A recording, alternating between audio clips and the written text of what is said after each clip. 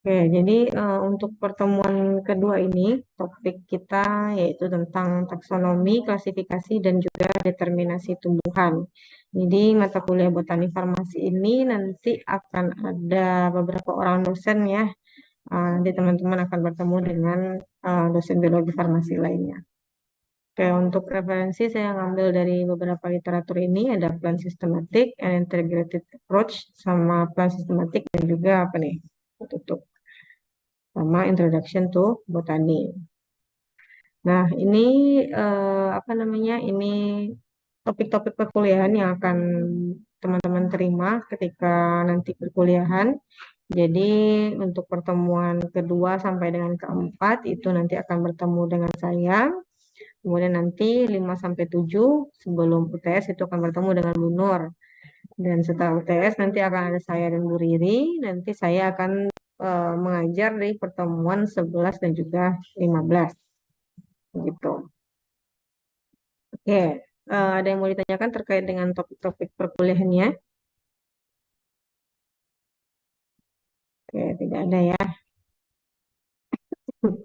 Nah, ini adalah untuk kontrak perkuliahannya. Jadi mahasiswa itu wajib hadir tepat waktu ya. Jadi karena kita ini adalah kuliah pengganti dan tidak ditemukan kelas yang cocok untuk kita bisa kuliah offline. Jadi kita alihkan perkuliahannya menjadi online. Nah, walaupun online ataupun offline, itu teman-teman wajib hadir tepat waktu. Dan ketika sebelum saya masuk kelas, itu tolong kalau kita offline ya, tolong proyektornya itu sudah dihidupkan terlebih dahulu. Jadi nanti ketika saya datang, saya tinggal konekkan dengan laptop gitu ya. Jadi kita nggak menunggu-nunggu lagi untuk memasangkan proyektor dan lain sebagainya. Kemudian untuk toleransi keterlambatan itu maksimal 10 menit. Jadi mahasiswa yang lewat dari 10 menit itu tidak boleh masuk kelas dan dianggap itu tidak hadir. Kemudian nanti kita akan lakukan presensi secara offline.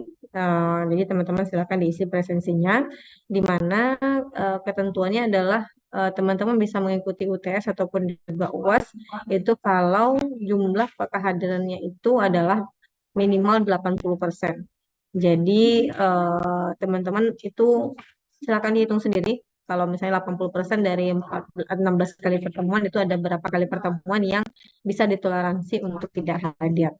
Gitu. Tapi bukan berarti ketika boleh tidak hadir teman-teman kalau tidak urgent gitu ya boleh meliburkan diri ya. Tapi itu sebenarnya opsional ya buat teman-teman sendiri. Tapi usahakan setiap perkuliahan itu tetap hadir untuk mengikuti perkuliahan.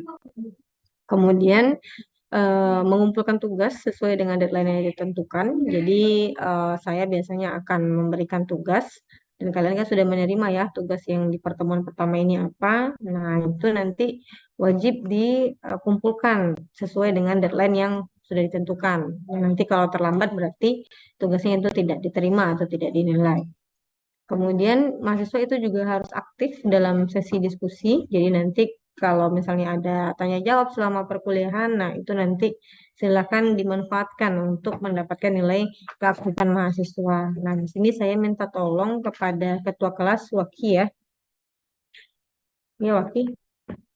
Iya, Ibu. Nah, Waki nanti tolong ketika teman-temannya ada yang menjawab pertanyaan atau ada yang bertanya itu tolong dicatat namanya. Jadi catat nama dan NIM-nya, kemudian nanti diberikan setiap akhir perkuliahan dengan saya. Jadi misalnya nih hari ini ada yang bertanya dan ada yang menjawab, berarti nanti Waki catat tuh siapa aja yang sudah bertanya. Nanti direkap dan dikasihkan datanya ke saya setiap akhir perkuliahan. Begitu. Jadi bisa terekap dengan baik. Baik, Ibu. Ya. Kemudian apa lagi? Harap selalu mempelajari materi. Sewaktu-waktu itu bisa saja ada kuis ya teman-teman ya. Jadi maksudnya bagaimana? Teman-teman itu kan punya senior ya. Biasanya dosen-dosen itu akan memberikan materi yang tidak jauh berbeda dari pertemuan atau dari semester-semester sebelumnya. Ya mungkin ada beberapa perubahan, tapi secara garis besar pasti mirip. Jadi silakan pelajari dulu materi perkuliahan itu sebelum dosen memulai kuliah, supaya teman-teman bisa apa namanya get in touch gitu ya, atau setidaknya kenal dulu lah dengan apa yang akan dipelajari hari itu. Karena ya bisa saja pertemuan hari itu saya menginginkan adanya kuis. Nah, jadi teman-teman belajar dulu supaya bisa lebih paham ketika saya berikan tugas atau kuis tersebut. Nah, kemudian nanti di beberapa slide itu akan ada bahasa Inggris. Jadi slide-nya bisa saja dalam bahasa Inggris, jadi tolong diperhatikan dan dicatat jika perlu. Gitu ya. Jadi kalau kuliah sama saya itu biasanya soal ujiannya tidak akan neko-neko. Biasanya saya akan memberikan penekanan pada topik tertentu, atau saya bisa saja mengasih tahu bahwasanya oh ini akan masuk ke dalam soal ujian. Even though maksudnya biasanya sih walaupun sudah saya kasih tahu ini bakalan keluar di ujian, ya tetap aja mahasiswa banyak yang nggak bisa dapat jawabannya. Jadi tolong itu diperhatikan. Jadi apa namanya? Silakan teman-teman cari cara belajar yang apa namanya yang sesuai dengan tipenya masing-masing dan silakan diikuti bagaimana pola yang cocok dengan teman-teman semuanya sehingga nanti di ujian itu kalian tidak kesulitan menjawab soal-soal ujian. Kemudian saya harap ketua kelas itu menghubungi ya sudah ini sudah di kenangan chat saya dan lain sebagainya. Tapi kalau misalnya belum ya udah sih. Jadi ini nggak masalah untuk yang terakhir. Jadi tadi pesan saya adalah tolong di chat saya setiap habis perkuliahan itu nama-nama mahasiswa yang menjawab pertanyaan. Jadi kalian kalau misalnya mau menjawab pertanyaan silakan disebutkan NIM dan juga namanya. Gitu. Jadi perkenalan diri dulu lah. Ya, kira-kira ada yang mau ditanyakan terkait dengan kontrak perkuliahan?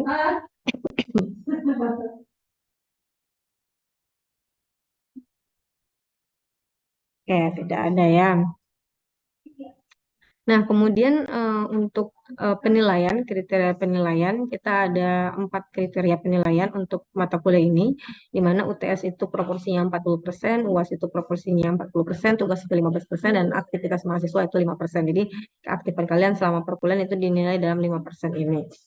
Nah, kemudian karena kita apa namanya nilainya sangat tergantung pada nilai UTS dan UAS, maksudnya proporsinya paling besar, maka nilai kalian itu akan tergantung pada ujian yang akan dilakukan di UTS dan juga UAS. Makanya tolong untuk lebih rajin gitu ya untuk membaca atau menyimak pelajaran yang diberikan.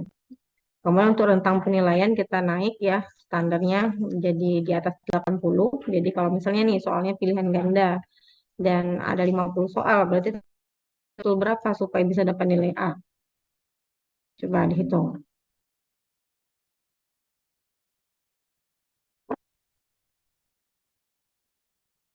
Ayo, berapa soal yang harus betul? Kalau misalnya kalian mau dapat nilai A nih, nilainya 80 dari 50 soal harus betul berapa? 40, Bu. 40 sampai 40 ya. 45 soal. Ya, benar 40 ya. Jadi kalian biar dapat A itu harus betul 40 soal dari 50 soal yang pilihan ganda tadi. Jadi kalau soalnya ABC atau pilihan ganda itu nilainya strict teman-teman. Jadi karena strict ya pasti benar dan salah jawabannya. Kalau esai mungkin masih bisa nih ada nilai toleransi lah dari dosennya dan lain sebagainya. Tapi kalau soalnya ABC nilai kalian plak sesuai dengan apa yang menjadi jawaban dari soal tersebut. Makanya itu butuh effort yang lebih untuk bisa dapat nilai yang bagus. Nah, jadi silakan dilihat nih mau diancang-ancang nilai berapa ketika kalian nanti eh, selesai perkuliahan ini atau di akhir perkuliahan kalian mau dapat nilai berapa itu silakan direncanakan. Ya, ke perkuliahan kalian mau ditanyakan dulu terkait dengan kontrak perkuliahan tadi. Ya, tidak ada ya. Nah, kita masuk ke botani farmasi gitu ya. Jadi sebenarnya saya mau ucapkan selamat dulu kepada kalian semua karena sudah masuk ke prodi gitu ya, ke mata kuliah yang spesifik ke farmasi karena sebelumnya kan kalian masih dari TPB ya. Nah, sebenarnya mata kuliah yang dari TPB itu sangat berkaitan dengan apa yang kita pelajari di farmasi. Nah, kalau ini berarti kalian berkaitannya nanti dengan materi kuliah biologi gitu ya. Nah, kita lihat terlebih dahulu apa itu botani farmasi. Jadi kalau kita lihat dari katanya itu ada botani dan juga farmasi.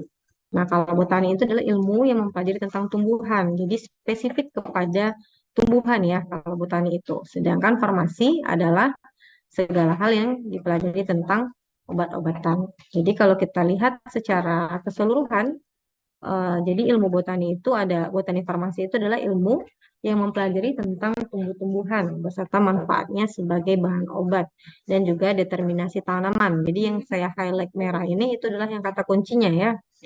Dari ada tumbuh-tumbuhan dan juga ada determinasi tanaman yang mana mereka itu digunakan sebagai bahan obat dan kita identifikasi bagaimana struktur anatomi dan juga morfologinya. Nah, ada yang tahu ini apa, teman-teman?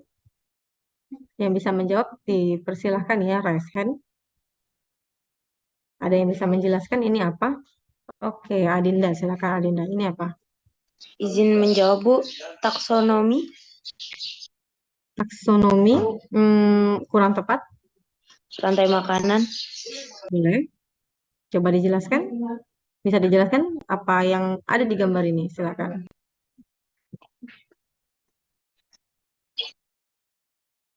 Izin menjawab, Bu. Kalau tentang rantai makanan itu suatu makhluk bisa bertahan hidup dengan memakan dari makhluk lain gitu. Ada produsen dan sebagainya. Bisa dijelaskan lebih rinci, Adinda? Apa itu produsen, apa itu yang ada di gambar sini, biar teman-temannya yang lain juga bisa tahu apa itu rantai makanan yang ada disebutkan di sini. Gitu. Izin menjawab, Bu. Kalau produsen itu yang bisa melakukan fotosintesis dan menghasilkan makanan sendiri. Kemudian untuk konsumen pertama itu yang makan dari produsen, lalu konsumen yang kedua itu yang sekunder itu makan dari konsumen primer, dan yang paling atas itu yang tersier itu makan dari konsumen sekunder. Begitu, Bu. Oke, boleh Melati ditambahkan. Berbeda ya Melati ya. Izin menambah Ibu, sebenarnya hampir mirip. Kalau dari gambar itu dapat dilihat ada produsen di situ dapat berupa tumbuhan, itu produsen yang pertama. Lalu dilanjut di konsumen yang pertama itu yang primer, dia juga bisa sebagai produsen di konsumen yang kedua, Bu. Jadi ada hewan yang herbivore, jadi ada hewan juga yang karnivor. Dan yang paling tinggi itu adalah konsumen yang tersier. Gitu, Bu. Terima kasih.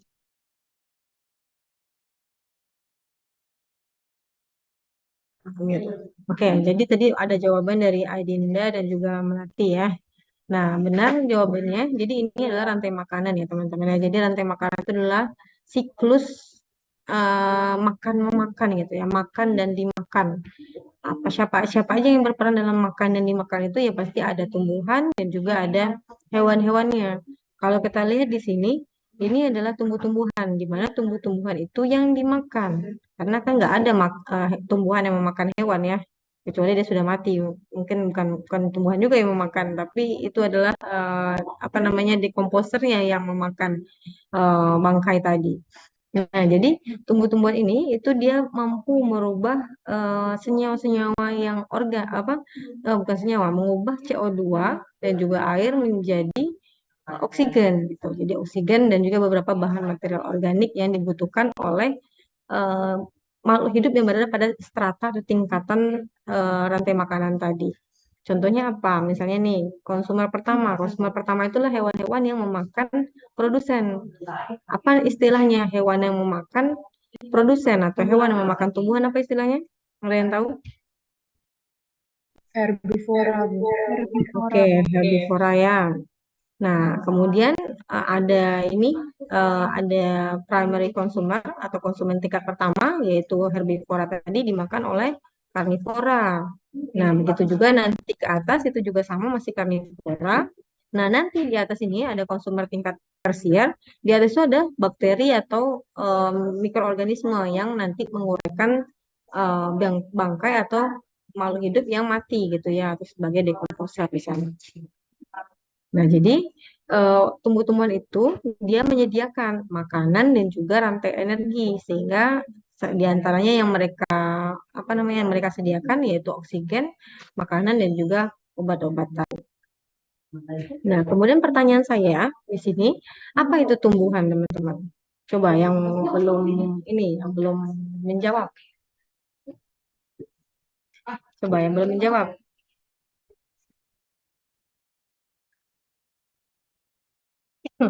Ada yang bisa menjelaskan apa itu tumbuh-tumbuhan? Di sekitar teman-teman sekarang pasti ada tumbuh-tumbuhan kan? Maksudnya keluar dikit dari rumah atau keluar dikit dari ruangan pasti akan menemukan tumbuh-tumbuhan. Coba dideskripsikan apa itu tumbuhan. Oke, silakan Dava. Ya, Bu. Nama saya Muhammad Al-Fawaz dengan yang dibahas satu-satu. Kalau menurut saya tumbuhan itu adalah suatu makhluk hidup yang bisa apa ya, menciptakan makanan sendiri. Apa itu istilahnya, Pak? Berfotosintesis dan sangat bermanfaat bagi makhluk hidup lainnya karena bisa memproduksi oksigen dan menyerap karbon dioksida. Nah, terus tumbuhan itu sebagai produsen juga seperti yang Adinda dan Melati bilang itu sebagai apa ya, makanan makanan konsumen tingkat atasnya gitu Bu, di rantai makanan. Jadi kalau tumbuhan nggak ada itu nggak ada produsen. Jadi ya yang lainnya pasti pada mati gitu. Eh, terus apa lagi? Tumbuhan juga apa ya? Hmm, satu-satunya yang bisa menyerap energi yang dihasilkan oleh matahari gitu, Bu. Jadi sumbernya itu cuma matahari dan air secara garis besar. Tidak memerlukan hewan atau semacamnya secara garis besar. Itu, Bu. Sekian, terima kasih. Oke, terima kasih Dava. Ada lagi yang mau coba berkomentar terkait apa itu tumbuhan? Kalau dari Dava tadi ada yang berfotosintesis, kemudian apa tadi namanya dia sebagai produsen ya. Ada lagi yang bisa menjawab, bisa mendeskripsikan. Di depan kalian ada tumbuh-tumbuhan kan? Apa itu tumbuh-tumbuhan?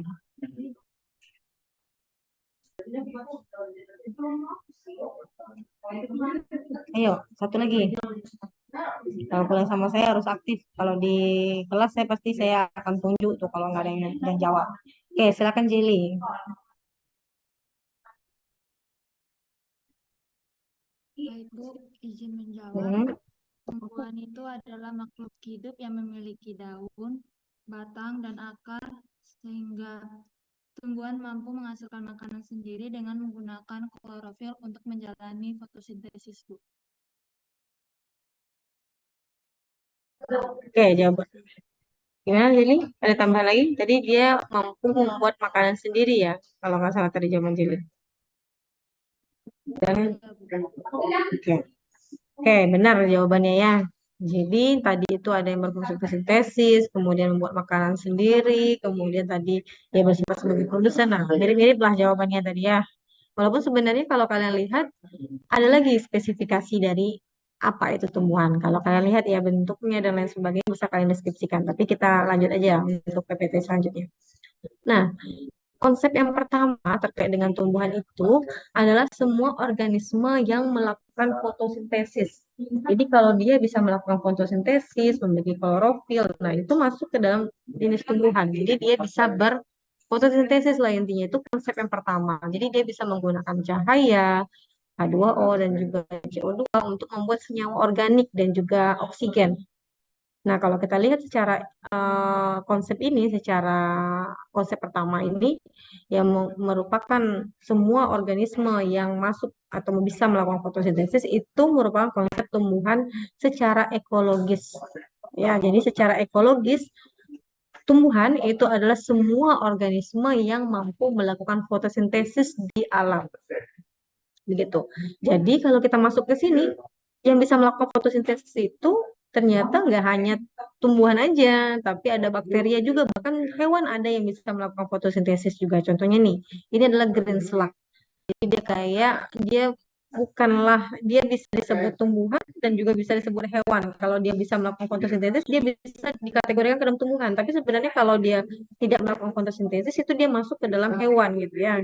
Nah, jadi ini adalah green slug. Green slug itu saya nggak ada bahasa Indonesia sih kalau slug itu apa ya. Tapi kalau kalian lihat lebih dalam atau kalian searching di Google, slug itu ada di lautan gitu. Jadi dia kalau tidak punya klorofil, berarti dia masuk ke dalam kategori hewan. Tapi karena ini dia bisa melakukan fotosintesis dan memiliki klorofil, berarti dia bisa dikategorikan antara hewan dan tumbuhan begitu. Nah, jadi di sini kalian lihat adalah di sini selak itu sedang memakan atau mengambil kloroplas yang ada pada alga yang ada di atas ini nih. Yang serabut-serabut ini itu adalah alga yang digunakannya sebagai sumber makanannya. Nanti di sana dia bisa melakukan fotosintesis dan menghasilkan energi untuk diri mereka sendiri. Itu untuk konsep yang pertama, konsep tumbuhan secara ekologis. Sedangkan yang kedua, tumbuhan itu adalah semua organisme yang termasuk ke dalam kingdom vegetabilia atau kingdom tumbuhan. Jadi yang termasuk ke dalam kingdom tumbuhan yang sudah kalian pelajari di TPB, nah itu masuk ke dalam konsep tumbuhan. Nah, jadi kalau misalnya konsep tumbuhan berdasarkan dari kingdom tumbuhan, tumbuh-tumbuhan itu berarti dia disebutkan diartikan secara taksonomi atau dikonsepkan secara taksonomi atau dikelompokkan secara taksonomi atau evolusinya. Nah, apa itu yang termasuk ke dalam kingdom vegetabilia? Yaitu tumbuhannya berwarna hijau umumnya. Walaupun ya ada sih tumbuhan yang berwarna ungu, yang berwarna pink, warna orange gitu ya. Tapi secara konsep umumnya dia berwarna hijau yang memiliki batang dan juga daun. Kemudian dia juga memiliki beberapa jenis jaringan ya multi tissue. Kemudian dia hidup di daratan gitu ya, di terestrial dan biasanya dia bisa melakukan fotosintesis dan selnya itu merupakan sel eukariotik. Gitu. Di konsep tumbuhan yang merupakan bagian dari kingdom vegetabilia itu didefinisikan sebagai tumbuhan secara taksonomi atau berdasarkan evolusinya. Begitu. Ya, jadi kalau misalnya ditanya sama orang, apa itu tumbuhan? Ya, kalian deskripsikan aja.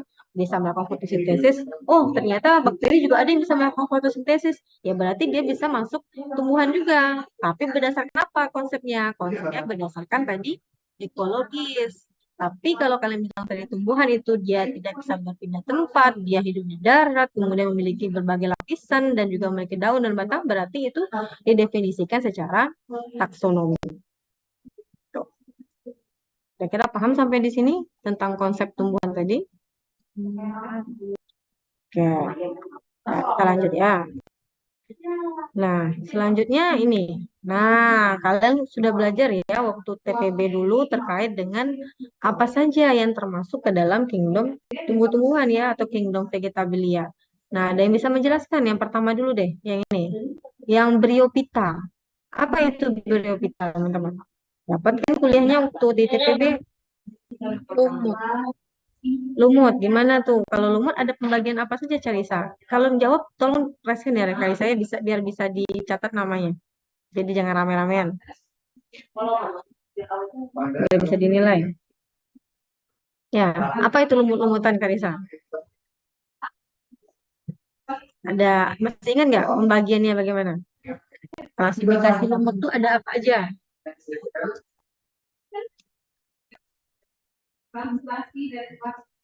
Oke, silakan Inggit. Jawab, Bu. Itu tumbuhan bukan tumbuhan sih. Dia Gimana? Putus-putus Inggit.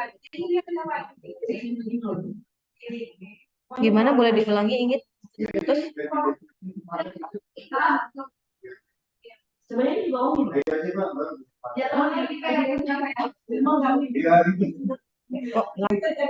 halo, suara saya terdengar? terdengar. Oke, ini Inggit putus-putus atau saya yang mendengar tidak mendengar apapun? Putus-putus, Ibu. Iya, putus ya. Oke. Oke, kalau gitu kita lanjut aja ya. Jadi benar sesuai dengan yang disampaikan sama Carisa tadi, bahwasanya Bryophyta itu adalah kategori lumut. Jadi lumut itu ada sekitar 20.000 spesies yang ada di dunia ini ya, yang baru teridentifikasi. Mungkin ada lumut-lumut lain yang belum teridentifikasi. Jadi yang terdata itu ada 20.000 spesies. Kemudian masuk kepada Pteridophyta. Pteridophyta itu adalah jenis dari paku-pakuan. Nah, itu ada sekitar 12.000 spesies. Nah, ini nih yang paling banyak kalian temui atau yang kita lihat di sekitar kita adalah yang ini. Yang termasuk ke dalam tumbuhan berbiji atau disebut juga dengan spermatophyta. Pertanyaan saya, apa beda antara gymnospermae dan juga angiospermae? Ada yang masih ingat kah kuliah biologinya?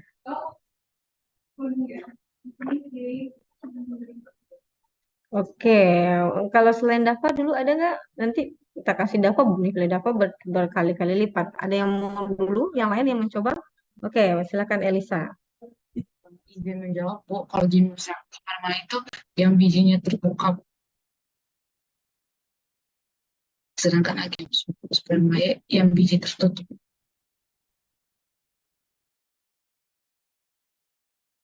Gimana tadi, Elisa? Tadi suaranya putus-putus, kedengaran oleh saya. Iya, Bu. Izin menjawab, kalau gimnosperma itu yang biji tertutup, kalau agiosperma yang terbuka. Oke, apakah tidak terbalik? Apakah terbalik? Eh, Hmm. salah, Bu. Gimnosperma yang terbuka, Bu. Agiosperma tertutup. Ada tahu nggak contohnya kira-kira apa? Apa contoh gimnospermae? Apa contoh angiospermae?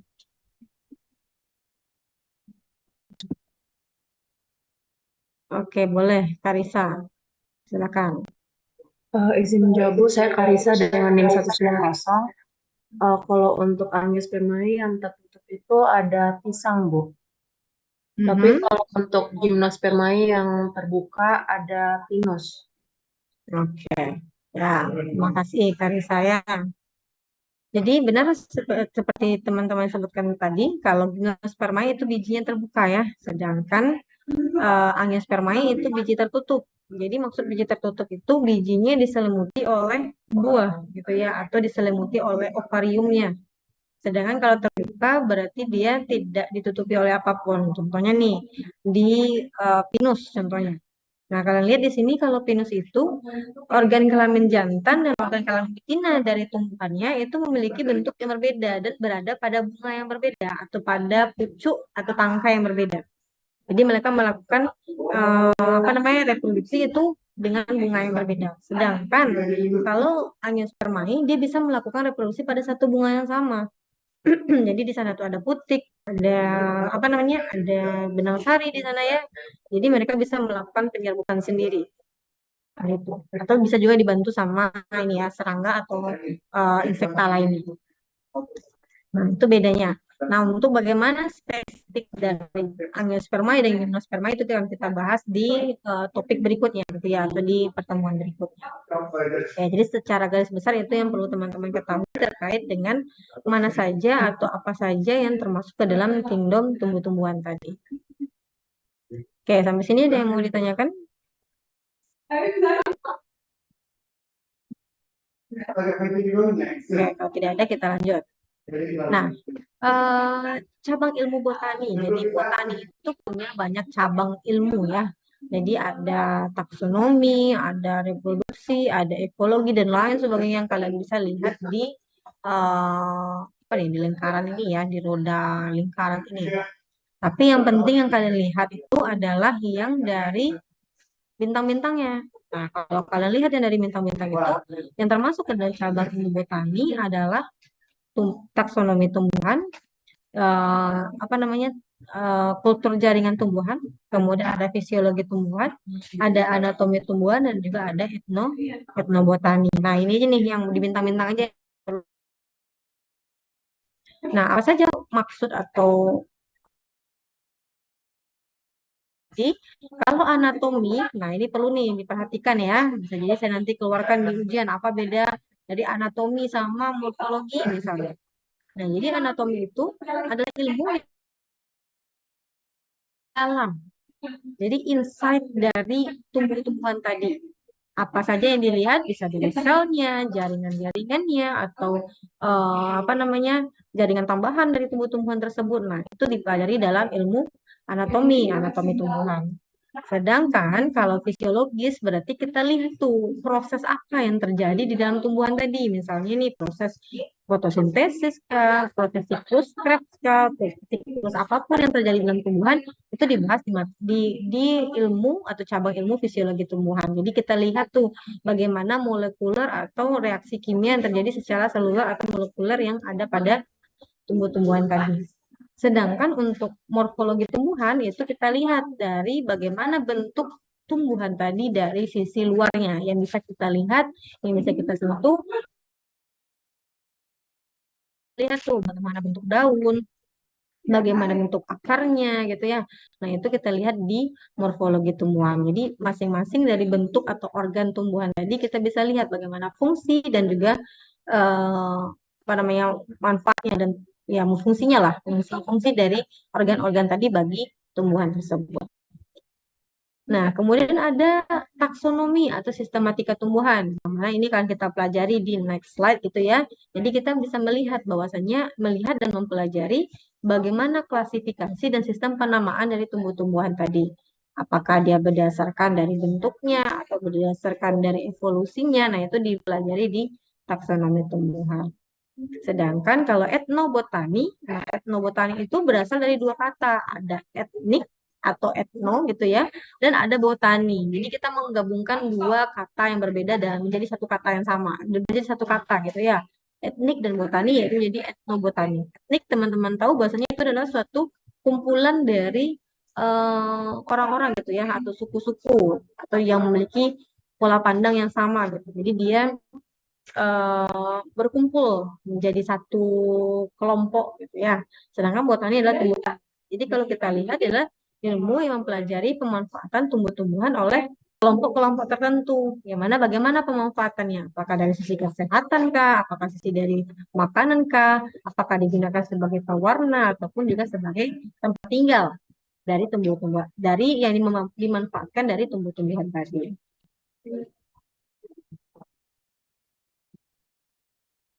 Oke.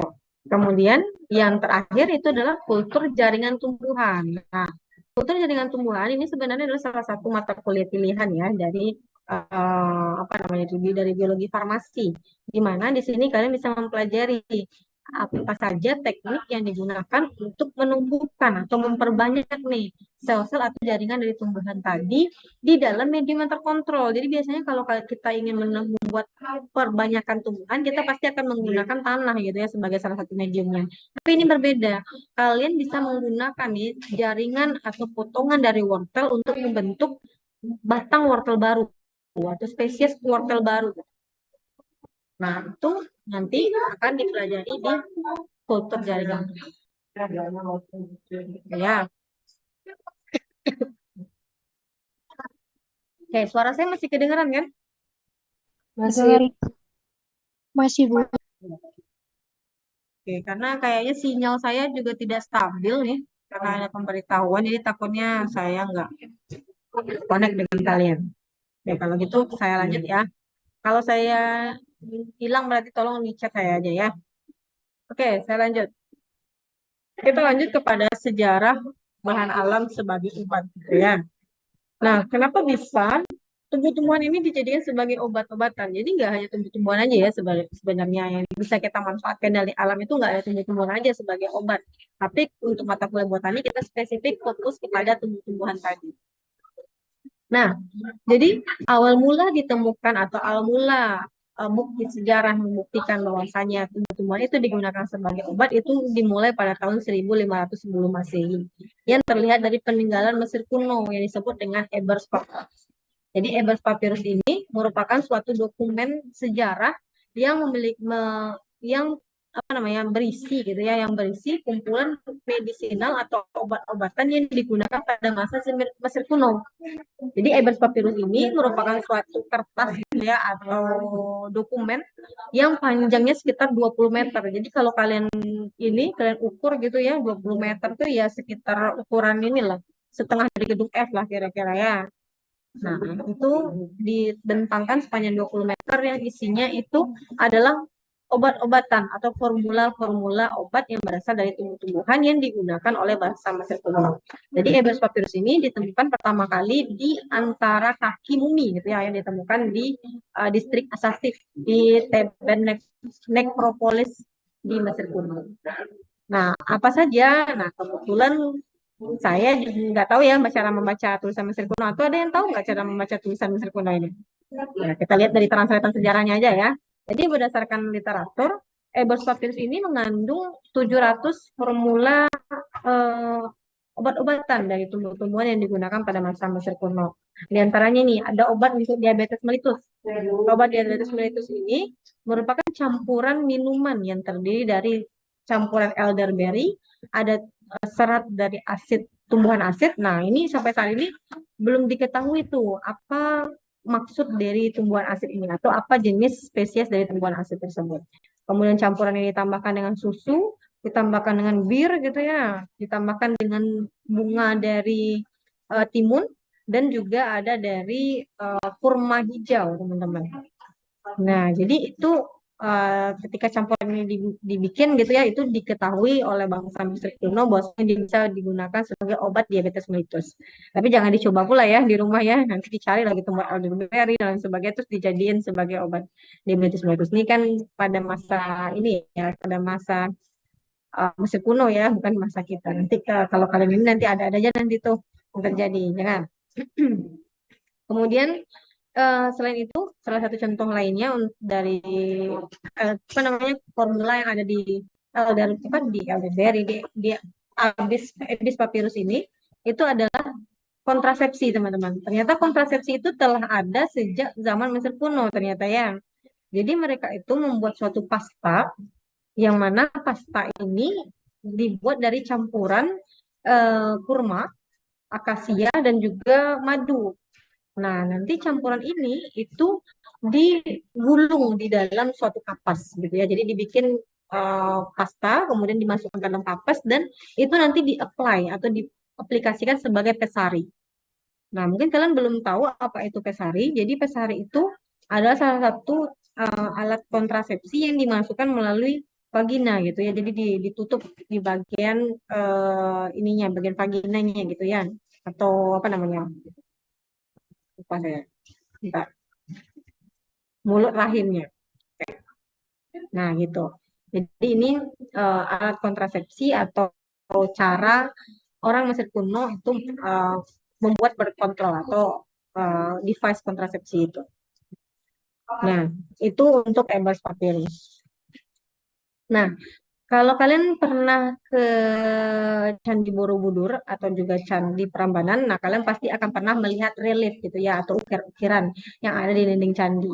Nah, ternyata ini juga ada di Mesir kuno juga. Jadi di sini kita bisa lihat ada servant atau budak gitu ya yang sedang melakukan preparation atau sedang mengambil gitu ya, mengekstraksi bunga lili untuk dijadikan sebagai parfum dan juga salep.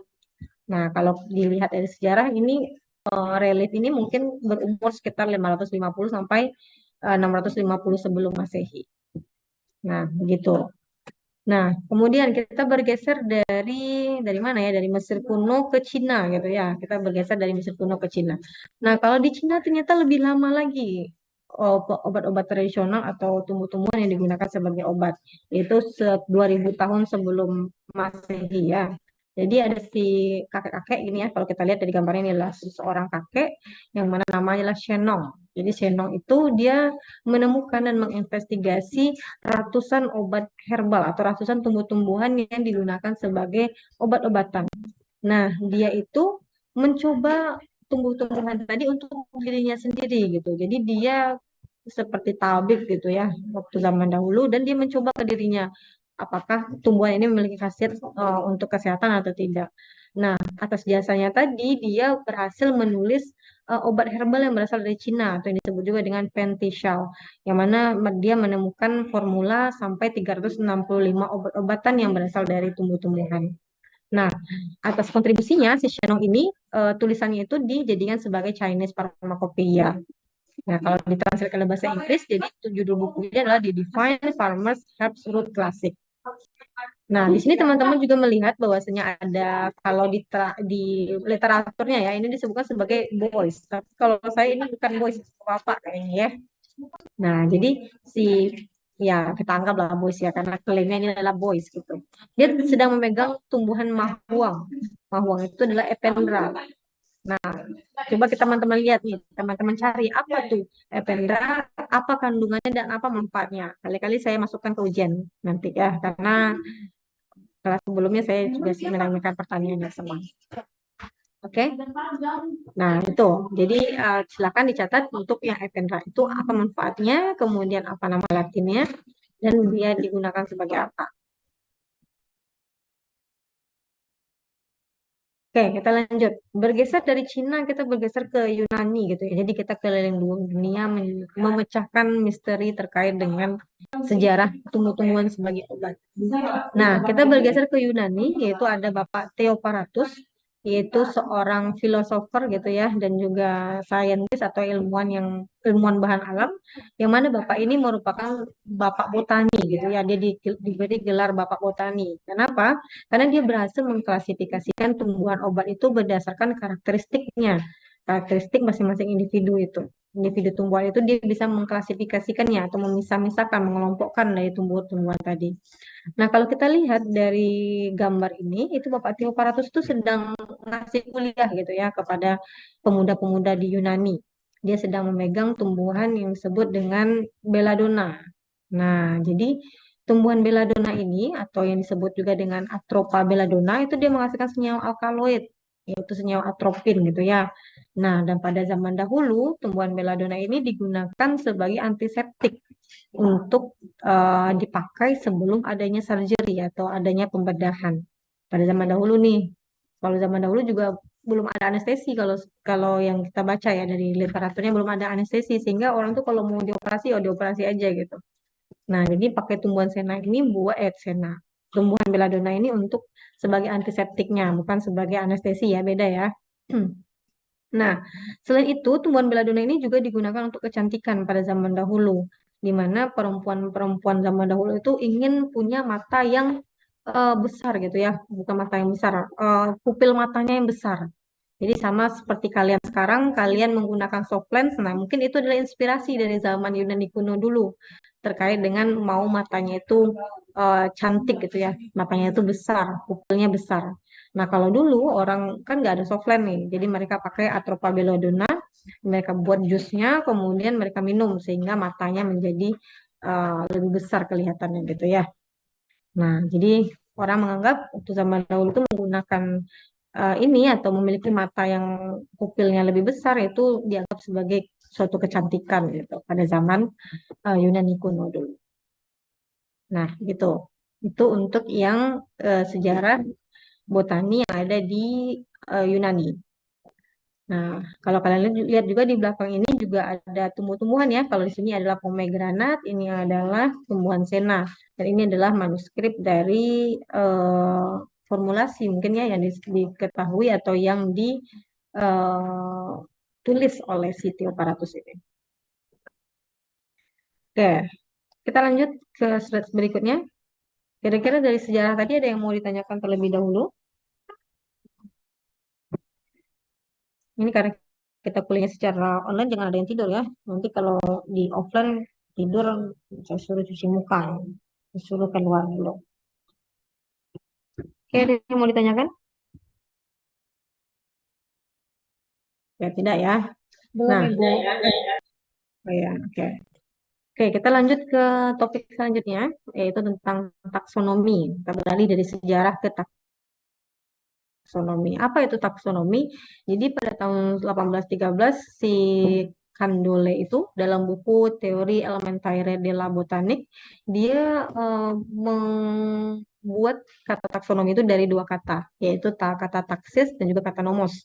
Nah, apa itu taksis? Taksis itu adalah arrangement. Arrangement itu adalah susunan gitu ya, dia menyusun. Sedangkan nomos itu adalah aturan. Jadi aturan dalam menyusun gitu ya. Menyusun apa? Ya menyusun tumbuh-tumbuhan tadi berdasarkan dari jenisnya, dari bentuknya gitu ya. Kemudian dari 1951 si Lawrence itu menyebutkan juga bahwasanya taksonomi tumbuhan itu adalah ilmu untuk mengidentifikasi, menamakan dan mengklasifikasikan dari tumbuh-tumbuhan. Jadi kalau kita lihat dari pengertian dari dua orang yang berbeda ini, kita bisa simpulkan bahwasanya taksonomi tumbuhan itu adalah ilmu yang mempelajari penelusuran, penemuan, deskripsi, pengenalan, pengelompokan, dan penamaan dari tumbuh-tumbuhan. Gitu. Teman-teman, kalau suara saya kecepatan, kalian kalau ada di slide, itu kalian nggak perlu catat dulu, karena pasti slide-nya akan saya berikan. Cukup kalian tipsnya adalah cukup kalian catat apa yang berbeda dari yang slide yang saya sampaikan. Karena bisa saja yang berbeda itulah yang akan menjadi soal ujian. Gitu. Itu tips and triknya kalau kuliah sama saya. Oke? Oke, kemudian kita masuk kepada sistematik. Sistematik itu berasal dari bahasa Latin yaitu sistema, yaitu adalah organize whole. Jadi dia mengorganisasi secara keseluruhan, ya mirip lah ya dengan taksonomi pengertiannya. Jadi sistematik dan saintifik dan taksonomi itu pengertiannya sama, mirip. Ya, jadi kalau kita lihat pengertian secara harfiahnya, secara definisinya adalah ilmu yang mempelajari tentang jenis-jenis dan keanekaragaman dari organisme. Dan kita bisa melihat bagaimana hubungan atau koneksi antara organisme tersebut, beberapa organisme tersebut. Gitu.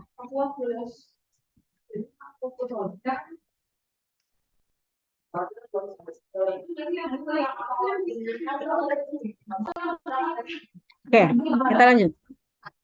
Nah, jadi kalau kita lihat apa tujuan kita mempelajari taksonomi tumbuhan, jadi di sini ada beberapa poin gitu ya yang perlu teman-teman perhatikan dan perlu teman-teman lihat. Bisa saja saya keluarkan nanti. Jadi pertama adalah menginventarisasi tumbuhan yang ada di dunia ini. Jadi kita bisa menentukan atau kita bisa mengumpulkan, mendata apa saja tumbuhan yang ada di dunia. Kemudian memberikan metode untuk mengidentifikasi dan melakukan komunikasi. Kemudian menghasilkan sistem klasifikasi yang terpadu dan juga universal. Memberikan nama ilmiah dalam bahasa Latin untuk setiap kelompok tumbuhan. Jadi nama Latin itu adalah nama yang universal. Jadi hanya ada satu nama itu di dunia untuk satu jenis tumbuhan tersebut. Kemudian yang terakhir adalah menunjukkan implikasi evolusi dari keanekaragaman tumbuhan. Nah, itu adalah tujuan dari mempelajari taksonomi tumbuh-tumbuhan. Nah, kita bisa lihat di sini, komponen taksonomi itu ada 4. Jadi pertama itu adalah deskripsi, identifikasi, nomenklatur, dan juga klasifikasi. Jadi ada 4 tuh. Apa saja komponen ini? Penjelasannya kita lihat di sini. Yang pertama itulah deskripsi. Jadi deskripsi itulah kita menguraikan mengenai apa? Mengenai ciri-ciri dari suatu takson tadi. Misalnya nih, kita bisa melihat dari bentuk batangnya, bentuk daunnya, bentuk bunganya, habitatnya. Ini di sini ada nih, sepal, petal, stamen, karpel. Kalian pernah mendengar istilah ini di mana? Apa itu istilah keempat istilah ini? Di mana kalian pernah mendengar istilah sepal, petal, stamen, karpel? Ada yang tahu? Ada yang ingat? Oke, benar. Bunga. Tadi siapa yang menjawabnya tadi itu? Esther ya? Ya, oke. Benar. Benar Esther ya. Jadi itu ditemukan pada bunga. Apa spesifikasinya? Itu kan kita pelajari di materi kuliah minggu depan. Atau di materi kuliah minggu ini ya sebenarnya ya. Karena kan kita kuliahnya di hari Jumat. Oke, kemudian lanjut kepada identifikasi. Apa itu identifikasi? Yaitu menentukan. Penentuan apa? Penentuan spesimen yang tidak kita ketahui. Jadi kalau misalnya nih teman-teman berjalan, kemudian teman-teman melihat ada tumbuhan. Oh ini tumbuhan apa ya? Saya nggak tahu. Nah, itu kita lakukan identifikasi. Nah, dia termasuk ke dalam anggota kelompok mana? Ke dalam taksonomi apa? Apakah dia punya kesamaan atau kemiripan antara daun, ataukah batangnya, ataukah buahnya, dan sebagainya. Nah, itu adalah proses mengidentifikasi suatu spesimen atau spesies tumbuhan yang tidak kita ketahui. Kemudian apalagi ada tata nama atau nomenklatur, yaitu memberikan nama ilmiah berdasarkan aturan internasional. Nah, tadi aturan internasional itu apa? Nanti kita pelajari di slide selanjutnya. Dan yang terakhir itu adalah klasifikasi. Kita tata atau kita tentukan letaknya. Dia termasuk ke dalam kelompok mana? Berdasarkan dari kemiripan antara satu organisme dengan organisme lainnya. Gitu. Nah, ini tadi deskripsi yang sama seperti yang saya jelaskan tadi ya. Kita melis, kita menyusun daftar feature atau ciri-ciri dari takson tersebut berdasarkan karakternya bagaimana. Apakah dari habitnya, dari batangnya, dari daunnya, dari bunganya, atau dari tadi sepal, petal, stamen, karpel, dan lain sebagainya. Nah, kita contohkan bagaimana cara melakukan deskripsi. Misalnya nih, yang pertama kita lihat nih dari habit atau lifespan-nya atau masa hidupnya gitu ya. Nah, ada tumbuhan yang hidup secara annual. Annual itu dia bisa menyelesaikan siklus hidupnya dalam satu musim saja. Jadi nih karena buku literaturnya itu dalam bahasa Inggris ya atau dari luar negeri, berarti kita menyesuaikan tuh sama iklim atau musim yang ada di luar negeri, yaitu 4 musim. Nah, ada tumbuhan yang hanya hidup di 1 musim saja dalam 1 tahun. Gitu. Ada itu disebut dengan tumbuhan yang hidupnya adalah anual. Ada yang biennial. Biennial itu dia hidup dalam 2 musim. Jadi misalnya nih ada fase vegetatifnya dan ada fase generatifnya. Nah, kedua fase itu hidup di musim yang berbeda. Kemudian ada perennial. Nah, kalau perennial itu dia hidup lebih dari 2 tahun. Nah, mungkin itu ada di daerah tropis gitu ya, yang musimnya hanya 2. Jadi dia bisa berbunga beberapa kali dalam siklus hidupnya. Kemudian ada yang disebut dengan deskripsi berdasarkan habitatnya. Nah, deskripsi berdasarkan habitat itu apa saja? Ada istilah-istilah nih yang perlu kalian pelajari dan perlu kalian ingat, gitu ya. Karena materinya ini tidak hanya berdasarkan logika saja, tapi juga ada hafalannya ya. Jadi itu teman-teman harus perhatikan di sana ya. Nah, kalau berdasarkan habitat itu tumbuhan tadi bisa dibagi menjadi 4 bagian gitu ya, atau 4 habitat berbeda. Di antaranya apa? Ada yang terestrial atau dia hidup di darat. Nah, di darat ini juga ada pembagian lagi. Ada yang mesofit yang hidup di tanah, ada xerofit yang hidup di habitat kering, ada yang psamofit yang hidup di pasir, dan ada yang lithofit yang hidup di batu. Begitu juga dengan akuatik atau perairan yang teman-teman bisa melihat di slide ini. Nah, yang mau saya highlight itu adalah yang halofit dan oxilofit. Nah, ini saya sering ya mengasih apa namanya sedikit ujian kepada teman-teman ketika melakukan ketika UTS atau UAS gitu ya. Misalnya nih, saya menyebutkan apa itu halofit atau tumbuhan apa yang disebut dengan tumbuhan halofit. Kemudian opsionalnya, nah kalau di sini kan adalah salinitas habitat, jadi tumbuhan yang hidup di salinitas yang tinggi. Dan tahu itu salinitas itu apa? Ikat garam bukan? Benar, benar Esther. Jadi salinitas itu yang memiliki kadar garam yang tinggi ya, memiliki kadar garam gitu tanahnya atau bukan tanah sih, habitatnya hidup di daerah yang ada garamnya. Bisa menyebutkan contoh apa tumbuhan yang hidup di daerah yang ada kadar garamnya? Rumput laut. Boleh. Yang punya akar ada nggak? Ada tuh yang hidup di pantai-pantai, yang di dekat daerahnya apa namanya? Yang punya akarnya benar, benar itu bakau. Ya, nah, sometimes saya bikin bukan salinitas opsi jawabannya, tapi saya bikin kadar garam. Nah, jadi itu yang penting teman-teman ketahui tentang istilah itu punya sinonim apa. Ya, kemudian ada oksilofit misalnya. Oksilofit itu dia hidup di tanah yang punya pH asam. pH asam itu pH-nya gimana? Apakah lebih tinggi atau lebih rendah? Lebih rendah dari Rendah, Bu. Nah, itu. Sampai mahasiswa itu banyak kejebak sama jawabannya. Saya bikin rendah, tinggi gitu kan. Padahal di slide-nya tulisannya asam gitu. Nah, kadang mahasiswa sering terjebak di opsi yang tadi. Nah, itu perlu diperhatikan ya. Nah, itu untuk contoh deskripsi yang bagian apa tadi nih? Bagian habitat. Nah, atau ada yang lain, misalnya nih dari sisi akarnya, jenis akarnya atau bentuk akarnya. Nah, teman-teman bisa lihat nih bentuk akar tuh bermacam-macam ya dari slide ya. Nah, ini nanti akan dipelajari sama Bu Nur kalau nggak salah. Kemudian ada bentuk daun juga, nih macam-macam bentuk daun itu juga disampaikan oleh Bu Nur. Seingat saya. Oke. Nah, kemudian kita lanjut kepada identifikasi.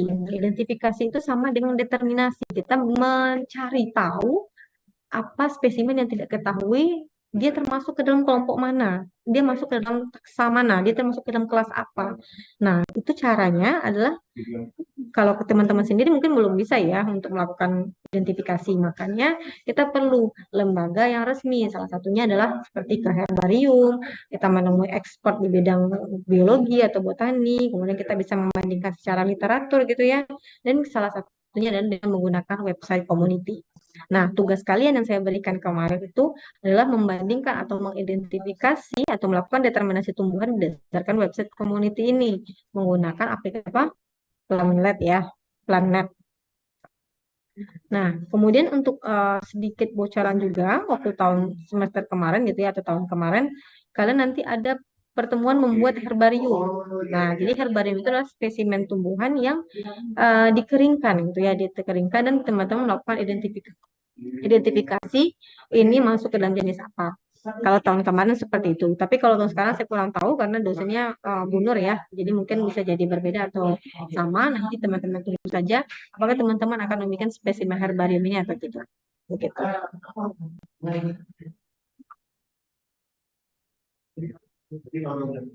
Oke, kita lanjut ya. Nah, kemudian kita lanjut kepada nomenklatur. Nah, nomenklatur itu adalah penentuan nama yang tepat pada suatu takson. Nah, penentuan nama ini itu tidak serta-merta oleh satu orang ya. Jadi ada asosiasinya. Nah, asosiasi yang menentukan nama dari spesies tumbuhan itu adalah IAPTC atau yang disebut juga dengan International Association of Plant Taxonomy. Jadi mereka nanti akan mengeluarkan kode atau nama ilmiah dari masing-masing tumbuhan yang baru ditemukan tadi. Nah, penentuan nama itu dilakukan di Kongres International Botanical, gitu. Sehingga tidak ada spesies yang memiliki nama yang sama. Itu tujuan dari melakukan nomenklatur. Nah, jadi pertanyaannya, kenapa kita perlu nama ilmiah? Sebenarnya sudah terjawab sih, supaya tidak ada tumbuhan yang punya spesies yang sama, ya maksudnya itu jenis tumbuhan yang sama, kemudian dia punya nama yang berbeda. Tapi spesifiknya apa? Nah, di sini kita bandingkan. Ada nama ilmiah dan ada nama vernikular atau vernakular. Itu adalah nama daerah. Pertama, pertanyaannya adalah kenapa kita perlu dan harus menggunakan nama Latin? Kenapa nggak bahasa Indonesia aja? Atau kenapa nggak bahasa Inggris aja? Karena kan bahasa Inggris kan bahasa internasional nih. Kenapa nggak bahasa Inggris aja? Kenapa harus bahasa Latin gitu?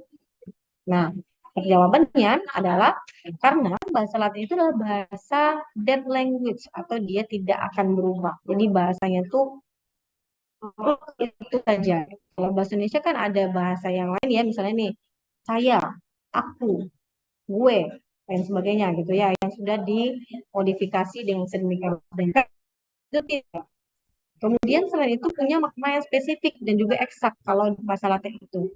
Kemudian dia punya grammatically yang nyata. Jadi mirip dengan bahasa Prancis, dia ada grammar yang menyatakan netral, yang menyatakan femin, yang menyatakan maskulin. Jadi punya jenis kelamin gitu ya dari masing-masing grammatically-nya. Nah, itu kalau kalian tanya itu maksudnya gimana pun, jangan tanya ke saya ya. Saya juga nggak belajar bahasa Latin soalnya.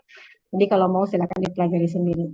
Jadi dia punya grammatically secara nyata. Itu alasan kenapa kita perlu memakai nama Latin sebagai nama ini. Nah, yang terakhir alasannya adalah dia ditulis dalam alfabet Romawi, yang alfabet Romawi ini itu kompatibel dengan banyak bahasa. Yang kita lihat sekarang itu adalah alfabet Romawi